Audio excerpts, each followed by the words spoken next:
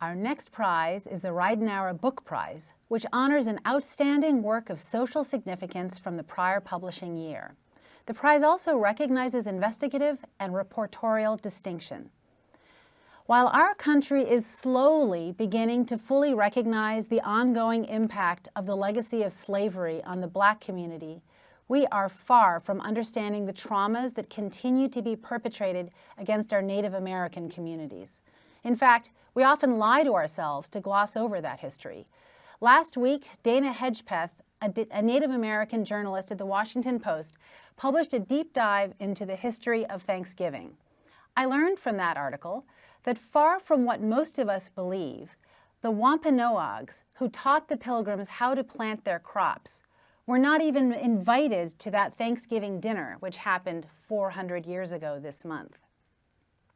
The subject of the book, Unworthy Republic, is the Trail of Tears, the gruesome legacy of President Andrew Jackson.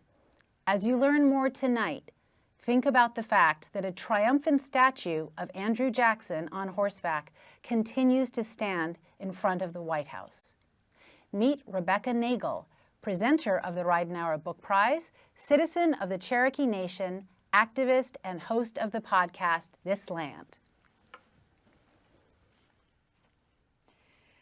In Cherokee, our word for the Trail of Tears is Degegi Lastana.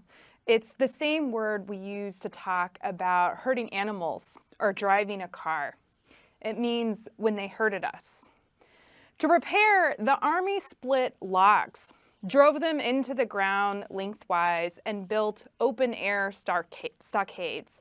From there, they got ready for the task of rounding up an estimated 16,000 people at gunpoint. They thought it would probably take about 20 days.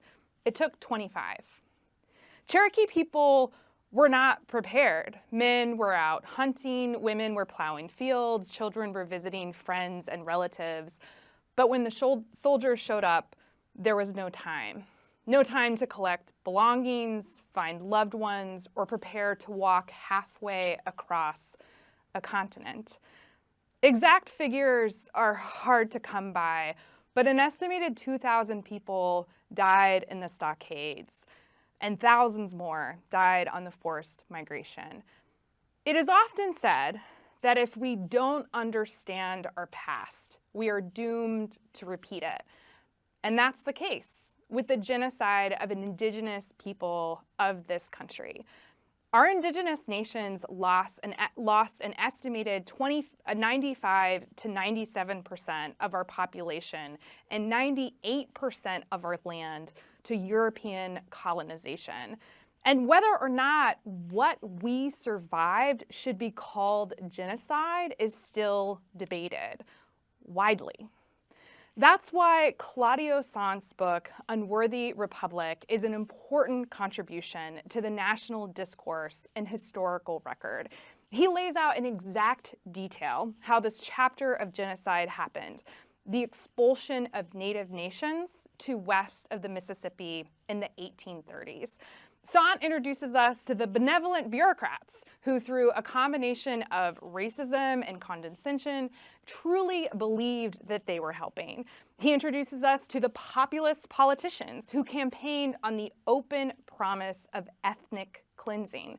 He introduces us to the indigenous intellectuals, writers, activists, and their network of allies that campaigned against and nearly defeated the Indian Removal Act. And he introduces us to the profiteers, the land speculators, the bankers, and the enslavers who made unimaginable sums of money by flipping indigenous land for the expansion of chattel slavery. While the human cost of removal is so great, it could never be calculated, so too were the profits.